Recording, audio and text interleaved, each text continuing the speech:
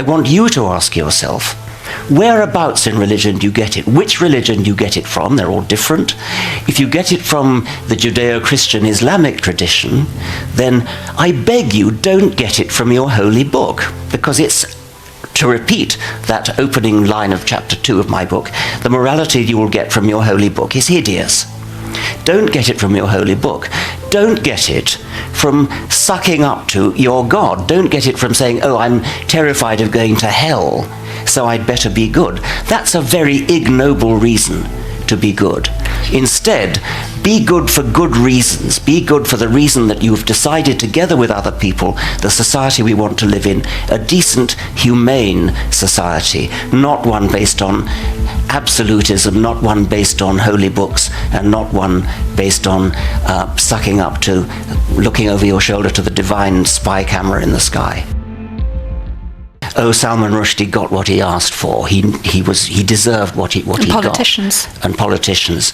The threats that were made not only against him but against his publisher. There was a terrible story told by the publisher Penguin Books, whose daughter was threatened at her school, and parents were complaining about this girl being at the school because they said, what if the Muslims attack the school and they get the wrong girl?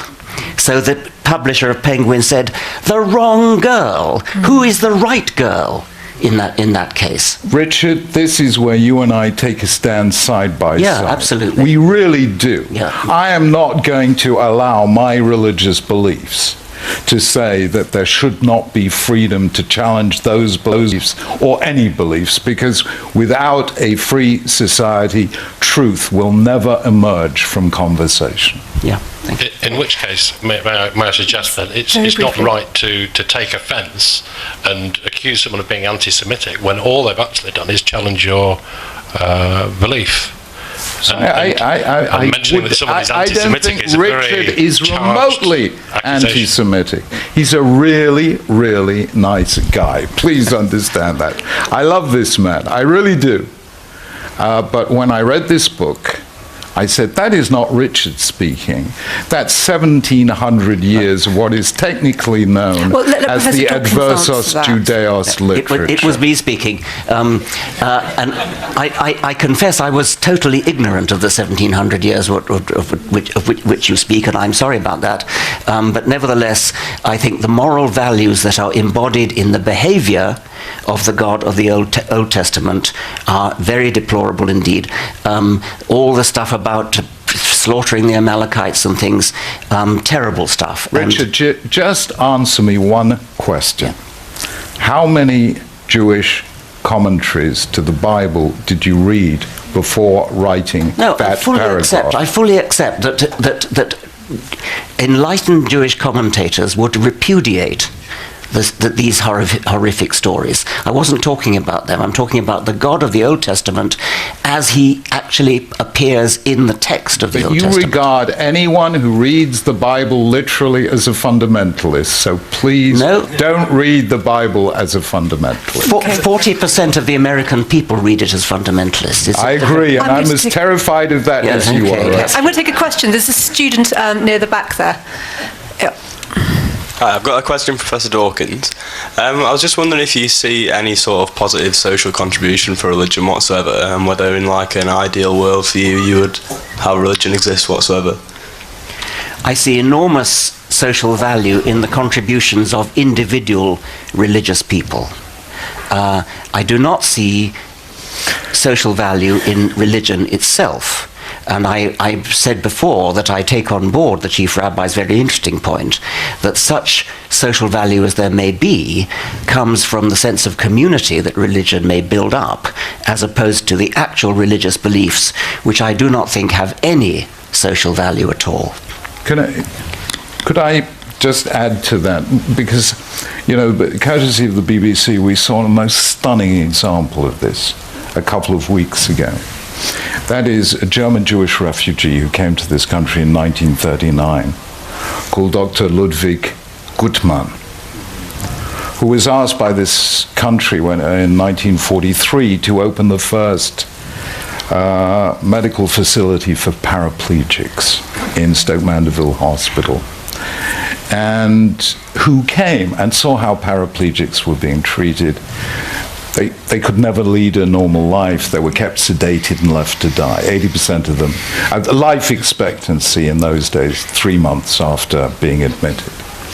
And here was a guy who, through centuries of ingrained Jewish belief, who knows perfectly well that every human being is in the image of God, and therefore freedom, dignity, and hope are built into the human situation, did by extraordinary obstinacy against lots of medical objections, got them to sit up, to sit in wheelchairs, to play games, and created the Paralympics. And now, I don't think it was accidental that Ludwig Guttmann was a Jew from an Orthodox Jewish family. And I don't think it is accidental that faith carried him through the objection of all the nurses and the doctors who said, leave them to die. So I think faith does make a difference in where we see human dignity, where nature doesn't see human dignity at all. When people claim faith gives life meaning or moral value, it sounds comforting. But it isn't true that morality or compassion come from religion. Take the example Rabbi Sacks mentioned. Dr. Ludwig Guttmann, the founder of the Paralympics. His compassion didn't require divine revelation. It came from human empathy and scientific understanding. What actually saved lives was medicine, rehabilitation, and social reform, not the book of Genesis. Science has shown again and again that moral behavior exists without belief in God. Evolutionary biology explains empathy as a survival advantage. Social animals, including humans, thrive when they cooperate. Neuroscience links moral decision-making to the prefrontal cortex, not to divine command. Studies by the Pew Research Center and Oxford University show that secular societies like Sweden and Denmark rank among the highest in compassion, equality, and well-being, all without high levels of religious belief. The man in the dog collar. The man in the dog collar, Richard Burridge, Dean of King's College London. I'd like to connect two of Professor Dawkins' statements together about he's looking forward to a religionless future and it being child abuse to teach a child of 5 to be a person of a certain religion.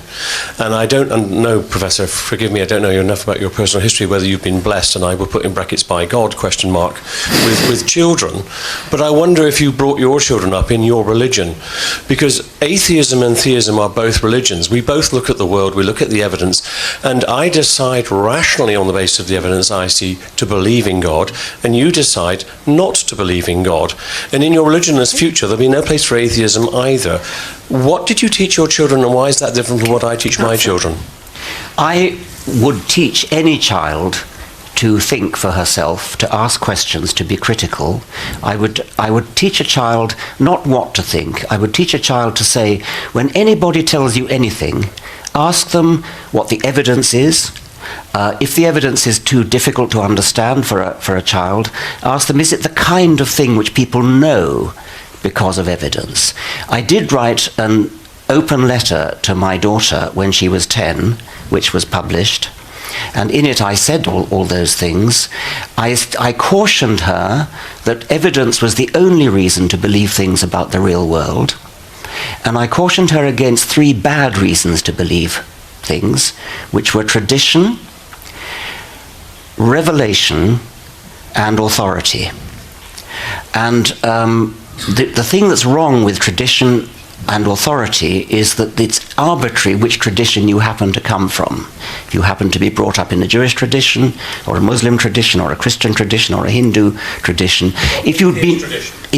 there is no atheist tradition. The atheist tradition is simply think for yourself, be critical. You are not in a separate place. You've heard the same as everybody else. Professor Dawkins has given his answer. If you wish to label think for yourself a belief system, well, is it a coincidence? No, please let Professor Dawkins answer. Is it a coincidence that the vast majority of religious people have the same religion as their parents. If they're born in Afghanistan, they're Muslim. If they're born in... I don't. Well, good, I'm very glad to hear it. Please, I'd like to be able to get a response from the panellists. Are you of the same religion as your parents? No, In what respect different? I'm a Christian. And what are they? They were non-believers. Okay, well, fine, good for you. I mean, I congratulate you. Think for myself, I thought for myself, I decided to become a Christian.